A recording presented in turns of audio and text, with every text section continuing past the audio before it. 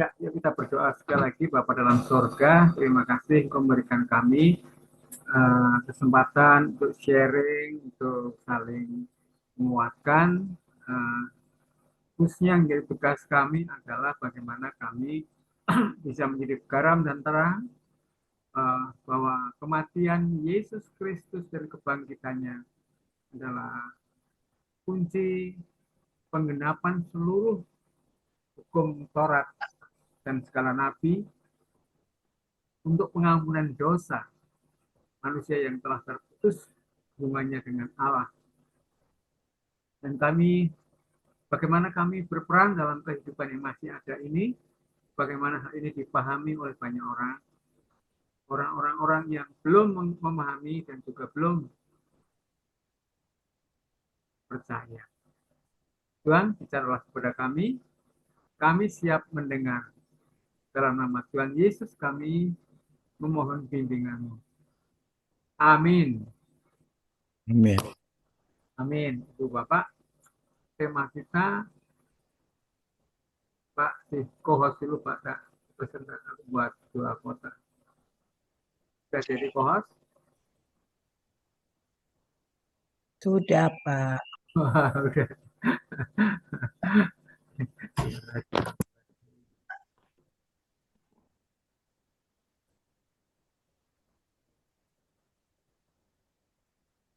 Oke.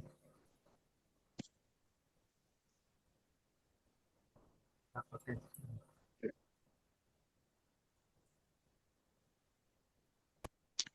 Nah, khususnya saat ini saya akan lebih fokus kepada apologet ya. Kenapa apologet? Karena teman-teman hampir sebulan ini bicara tentang makna secara teologis dan juga makna secara kehidupan iman percaya kita dan attitude dan tindakan kita selaku orang tebusan Allah.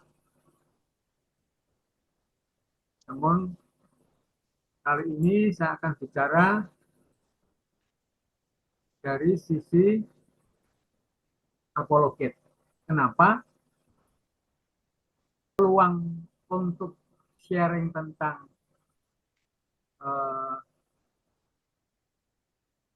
Yesus yang mati di salib dan kebangkitannya itu peluangnya sangat besar.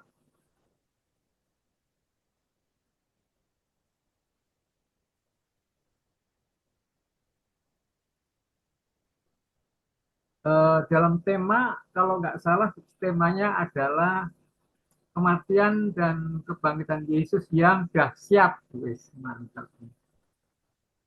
Dahsyat dan luar biasa.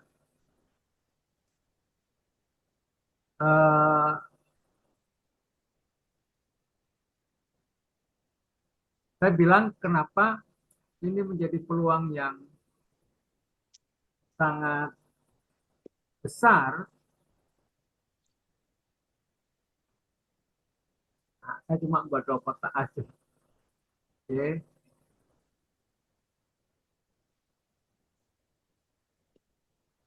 Kematian dan kebangkitan Kristus dahsyat dan mengagumkan. Wis, keren. Ini istilah ini yang membuat topik ini Pak Calvin. Pak Calvin. Dahsyat dan mengagumkan. Kenapa kok dahsyat dan mengagumkan? Apakah ini ya, kalau kematian dan kebangkitan Kristus ini saya akan tinjau dari sisi empat hal. Sisi historis, sisi teologis, sisi iman, sikap, terakhir sikap dan tindakan. Mari kita coba merenungkan tentang secara historis. Apakah ini dapat dipertanggungjawabkan sebagai sebuah fakta sejarah kematian dan kebangkitan Yesus. Mengapa saya ngomong begini? Kenapa saya menyampaikan hal ini? Karena saudara-saudara kita Nebayor dan Kedar itu tidak atau belum mempercayainya karena memang bersumber dari kitab suci yang diyakini.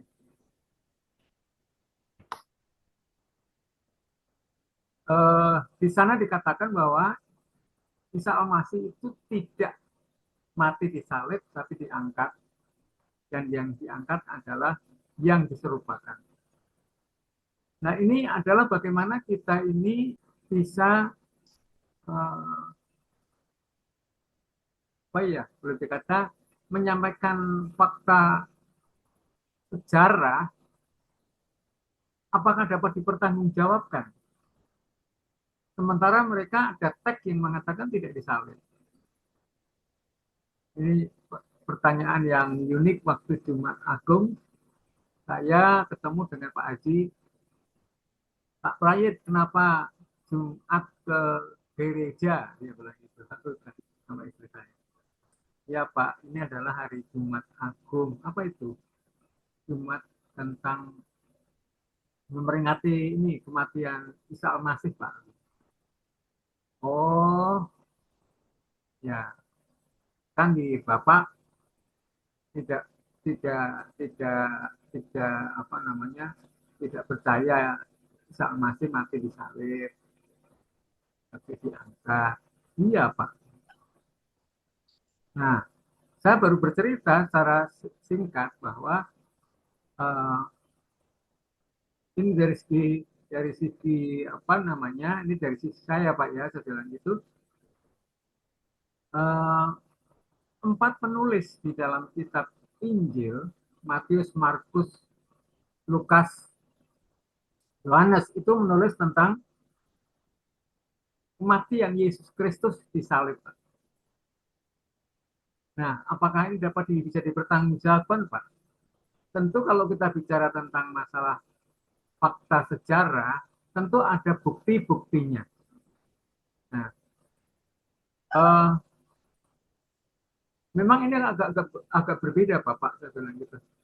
Memang penulisan kitab Matius, Markus, Lukas, Yohanes itu adalah di abad-abad awal, dekat dengan peristiwanya. Jadi ada penulis juga yang cukup terkenal, menuliskan tentang kematian Yesus ini juga. Nah, salah satu penulis ini, dia menulis ini seperti ini. Dalam ayat Lukas 1:1-4. Hai Theophilus yang mulia. Nah, ini kata si Rasul Paulus ya. Banyak orang telah berusaha menyusun suatu berita tentang peristiwa-peristiwa yang telah terjadi di antara kita. Seperti yang disampaikan kepada kita oleh mereka, yang dari semua adalah saksi mata dan pelayan firman. Karena itu, setelah aku menyelidiki segala peristiwa itu dengan seksama, dari hasil mulanya, aku mengambil keputusan untuk membukukannya dengan teratur bagimu, supaya engkau dapat mengetahui bahwa segala sesuatu yang diajarkan kepadamu sungguh benar. Nah, ini cukup menarik karena yang si penulis ini adalah orang intelektual ya. Namanya Lukas ya, bukan nama saya. Lukas. Dokter Lukas. Kenapa nulis buku seperti itu? Karena ini peristiwa yang kata si Pak Robert Sikat, peristiwa yang terbesar sepanjang masa. Keren. Ini dahsyat. Apa tadi, dahsyat dan mengagumkan. Teman-teman Kingdom ini membuat tema hebat-hebat. Jadi kalau secara historis ini dapat dipertanggungjawabkan Pak, saya bilang.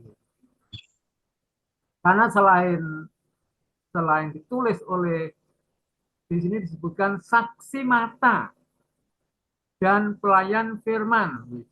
Saksi mata. Berarti orang-orang abad awal, Pak. Jadi menyampaikan kepada teman-teman kita, Kedar Nebayot itu, Nebayot Kedar ya, kalau Pak Samad itu punya istilah Nebayot Kedar dulu, Nebayot dulu baru Kedar. Itu istilah kita yang teman-teman paham semua ya. Dan peluang menjelaskan ini sangat mudah, tanpa harus kita menyalahkan. Jangan ya, karena memang soal iman percaya itu pasti ada landasan dasar yang diyakininya. Oke, saudara, jadi kalau bukti sejarah, teman-teman yang mungkin sudah ke Israel, saya sudah lama memimpikan ke Israel tapi belum terlaksana, saudara. Terus sekarang ada teman juga mau ngejak ke sana tapi belum sempat. Namun teman-teman yang lain yang pernah ke Israel itu memang ada bukti-buktinya, walaupun sekarang katanya menurut cerita misalkan tentang Yesus ketika di Getsemani itu ada pepohonan yang di situ masih ya mungkin tidak bisa dibantu karena dalam peperangan terus-menerus, sehingga arkeologi atau segala bukti itu masih tetap ada di sana. Di mana Golgota, di mana penyalipan, di mana kuburnya, itu semua masih ada, Pak.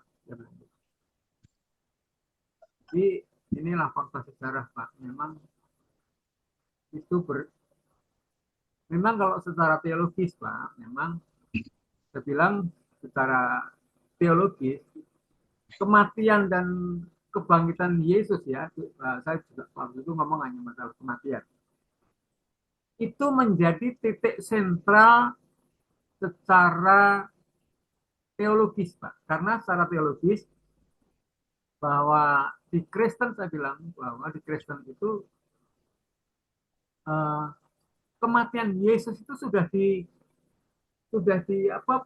diramalkan, bukan kalau istilah kami dinubuatkan.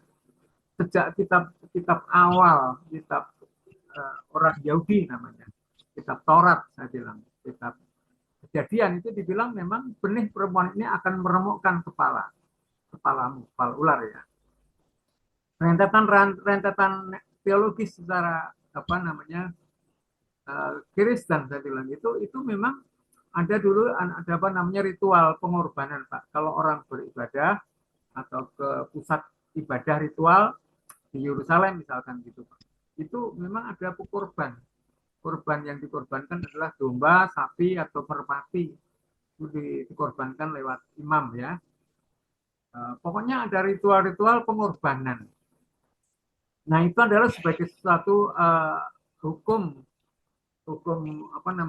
agama, teologi waktu itu memang itu untuk pengampunan dosa. Tapi itu diulang-ulang dan tidak pernah selesai. Jadi darah hewan itu tidak menjadi penutup daripada persoalan dosa dan terulang lagi. Setiap berbuat dosa, kesalahan selalu diulang-ulang untuk pengorbanan itu. Sehingga tidak mungkin dapat disempurnakan tentang dosa itu atau diampuni melalui pengorbanan binatang. Nah, saya cerita terus bahwa akhirnya ya ini secara teologis kita semua paham ya, bahwa akhirnya Yesus yang disebut menjadi inilah domba Allah yang mengangkut isi dunia ini, dan dia mengorbankan dirinya untuk tebusan ya. Bukan lagi domba yang dikorbankan, tetapi dirinya sendiri. Jadi bahkan tidak ada hewan atau manusia yang layak untuk menyelesaikan dosa. Nah, di sini letak persoalannya adalah Yesus yang adalah firman yang menjadi manusia itu yang memberi dirinya untuk mati di salib.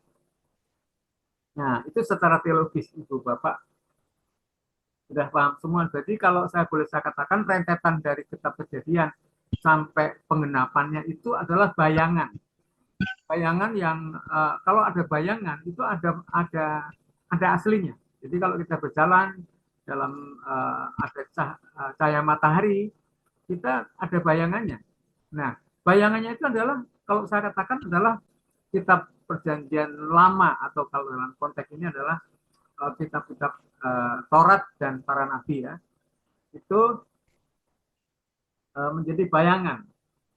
Sementara secara teologis bahwa penyaliban Yesus itu adalah inti iman Kristen, Pak. Gitu.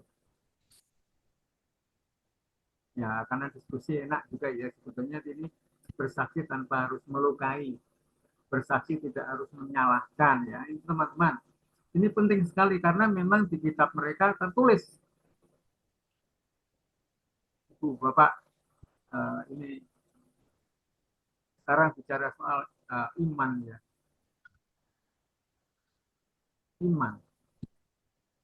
Iman itu bersumber kepada, nah ini konteks iman dalam konteks sistem keyakinan, pasti semua berbicara kepada buku yang diyakininya. Ya, buku kitab suci yang diyakininya, ya hampir kalau kita bicara agama samawi atau disebut dengan apa namanya Abrahimik atau apapun lah, itu meyakini bahwa kitab-kitab sucinya itu dari Tuhan atau wahyu ilahi yang tidak pernah salah. Kalau kita di Kristen, saya tahu bahwa segala sesuatu tulisan yang diilhamkan Allah itu bermanfaat untuk dan sebagainya. Jadi tulisan-tulisan sejak kejadian sampai wahyu itu menurut saya memang ada rentetannya tentang konteks ilham. Karena tidak tumpang tindih. Ya memang kalau kita kritisi secara ilmiah, ada kisah-kisah yang agak berbeda, namun sebenarnya saling melengkapi. Ya, kalau kita lihat tentang Yesus, kelahiran Yesus, karya Yesus, kematian Yesus, kebangkitan Yesus sampai Yesus diangkat atau kenaikan ke surga, mungkin versinya agak berbeda dikit. Misalkan contoh, satunya mengatakan ada apa namanya mahkota duri, yang lain tidak. Itu karena kayak wartawan aja menulis suatu peristiwa, tetapi saling melengkapi. Itu luar biasanya, dahsyatnya Alkitab. Ya. Dasarnya sumber berita yang bersumber dari kitab Injil itu. Nah, saya bilang tadi adalah kalau mereka tulisannya kitabnya memang ya itu nggak apa-apa, itu implikasinya terhadap iman bahwa yang mati bukan Yesus, ya nggak apa-apa namanya soal iman. Jadi implikasi terhadap kitab suci yang diyakini wahyu ilahi kita juga sama, kitab Taurat juga sama, makanya sumbernya dari situ. Tapi selalu tokoh-tokoh politisi yang mengamati Timur Tengah selalu bilang kalau kita belajar tentang Israel ya ngomong nggak mau harus membaca Alkitab, karena memang dari sanalah sejarah, bukti-bukti historis. Jadi itu kalau tidak membaca Alkitab, jadi nggak akan bisa memahami sejarah Israel dengan utuh, katanya gitu kan. Nah, bicara iman, sekali lagi, iman pasti berbeda. Tapi saudara-saudara, tadi saya bilang, mari kita mengasihi mereka, dan dengan kasih itu kita terus berbagi, ya. Memang beda, nggak ada masalah, tapi terus berbagi. Hampir setiap hari itu saya ada kesempatan, karena apa?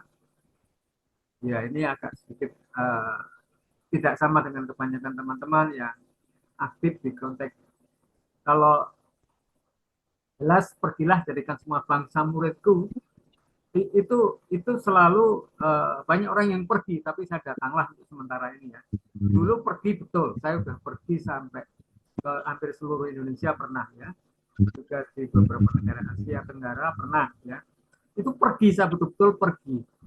Sampai ke Vietnam yang di Barita itu pernah juga.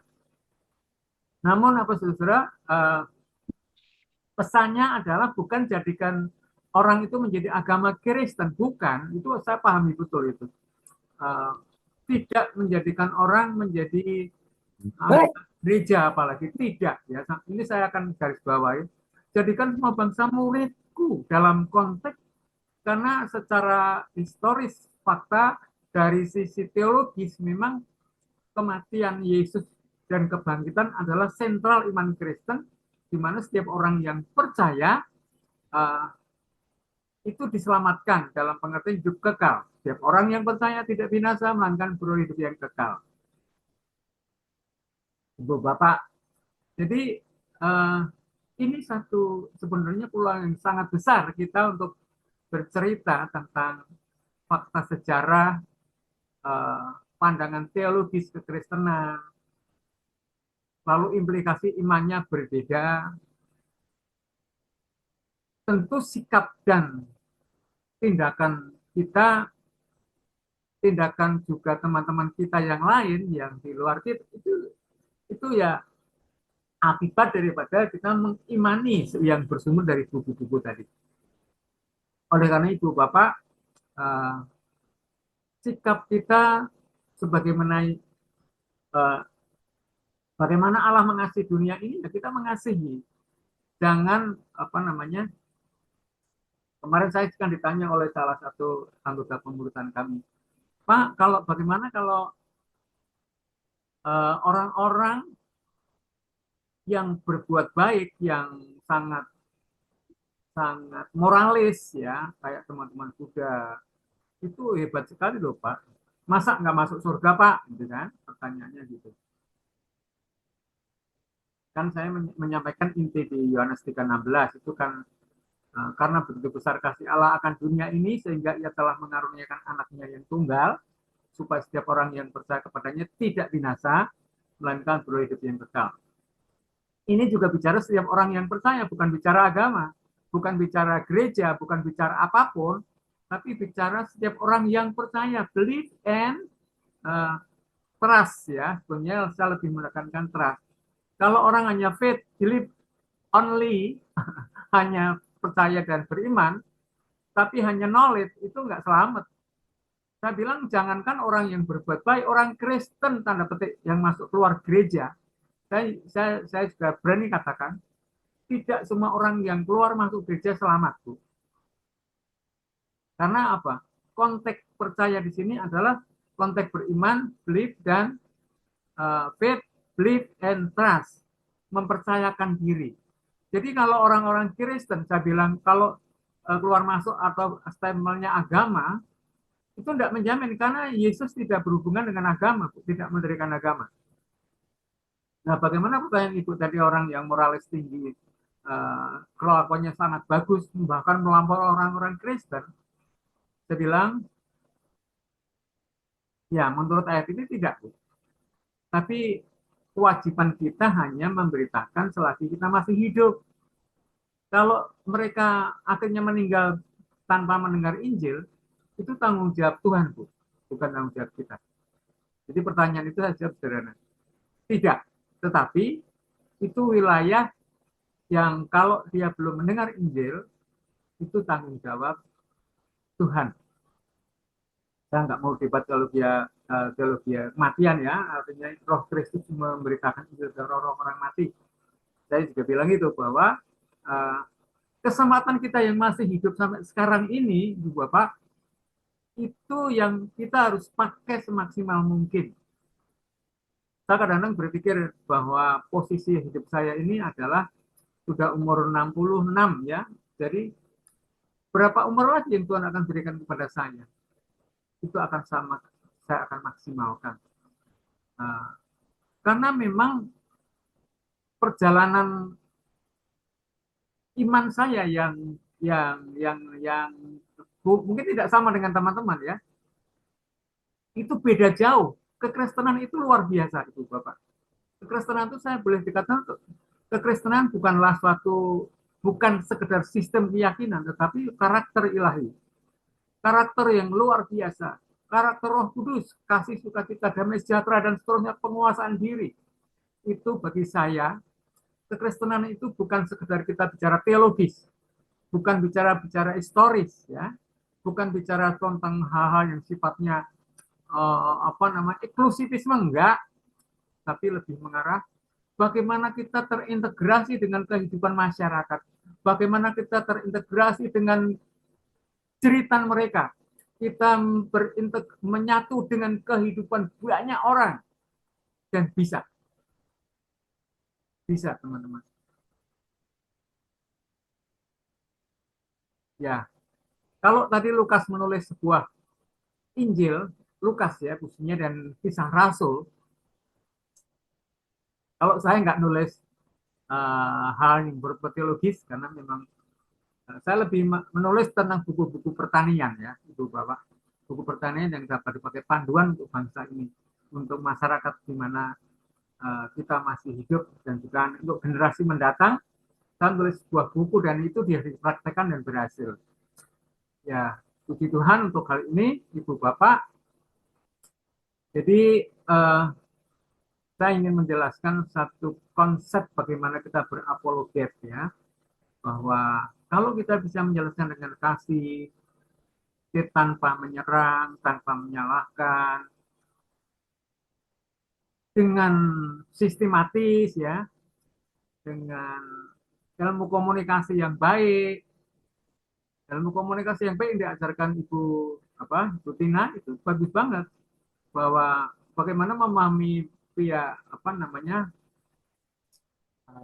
lawan bicara, itu bagaimana kita bisa memahami mereka dulu. Kecenderungan orang kadang-kadang kan dari sudut pandang kita dulu. Jadi kadang-kadang dalam konteks share ini kita memahami juga ilmu komunikasi. Kalau ilmu kasih tentu saja kita ya itu adalah satu yang melekat dalam diri setiap orang Kristen yang sesungguhnya. Jadi sekali lagi Ibu Bapak, bahwa saya akan tegaskan lagi di dalam tulisan Rasul Paulus, Hai Theophilus yang mulia. Ini ditujukan, saya lebih cenderung untuk menafsirkan Theophilus itu nama orang yang sangat mulia, yang terhormat ya. Mungkin orang kaya raya atau orang berpengaruh atau pimpinan politis, saya belum paham betul. Namun Theophilus ini adalah influencer. Saya meyakini bahwa share tentang historical, teologis, ini kalau disampaikan secara sistematis kepada orang-orang pintar, dia akan bisa menyampaikan dengan mudah kepada orang banyak. Ya. Itu key person namanya. Ya puji Tuhan saya pernah melakukannya, dan salah satu ya yang murid yang saya ajarkan sistematis, dia juga menjangkau orang-orang kunci juga. Dan tanpa harus melukai, bersaksi tanpa harus menyalahkan. Bersaksi tidak harus menjelek-jelekan.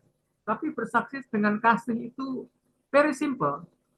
Keseharian kita ini bisa menjadi satu pintu masuk yang mudah. Ibu Bapak. Jadi Theophilus yang mulia, itu dituliskan secara sistematis ya. Banyak orang telah berusaha menyusun suatu berita tentang peristiwa-peristiwa yang telah terjadi di antara kita. Seperti yang disampaikan kepada kita oleh mereka. Yang dari semula adalah apa? Saksi mata dan pelayan firman. Karena itu, setelah aku menyelidiki segala peristiwa itu dengan seksama, dari asal mulanya, aku mengambil keputusan untuk membukukannya dengan teratur bagimu, supaya engkau dapat mengetahui bahwa segala sesuatu yang diajarkan kepadamu sungguh benar.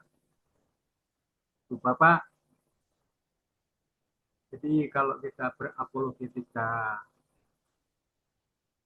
atau mereka menyalahartikan iman kita,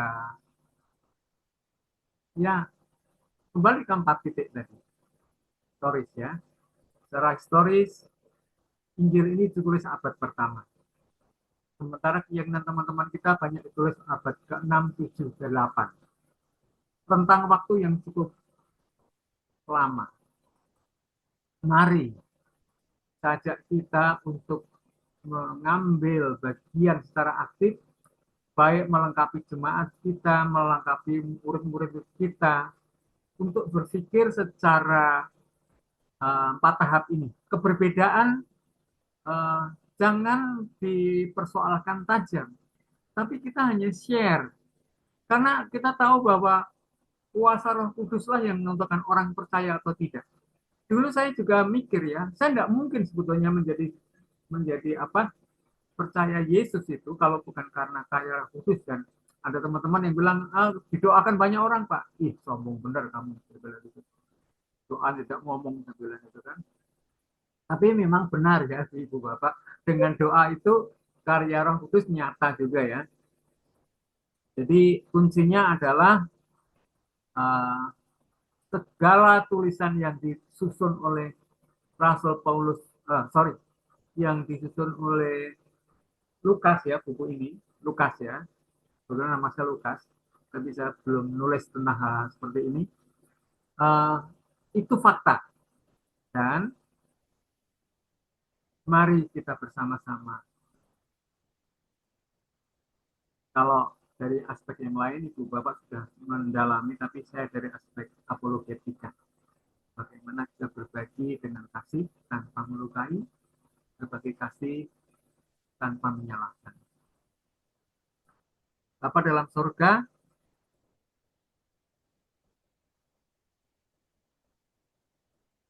kami memanggil hidup ini untuk menjadi berkat bagi banyak orang. Dan terutama Tuhan di subuh tadi kami mendengar mereka berseru-seru mencari Tuhan. Mereka mencari kebenaran. Mereka terus merindukan mencari jalan keselamatan.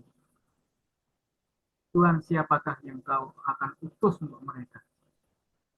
Kalau bukan kami.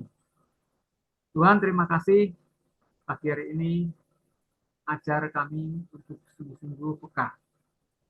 Bagaimana kami harus bicara dengan kasih tanpa melukai, dan bicara dengan hati yang sungguh-sungguh merindukan setiap orang diselamatkan. Dalam nama Tuhan Yesus, kami bersyukur dan berdoa. Amin.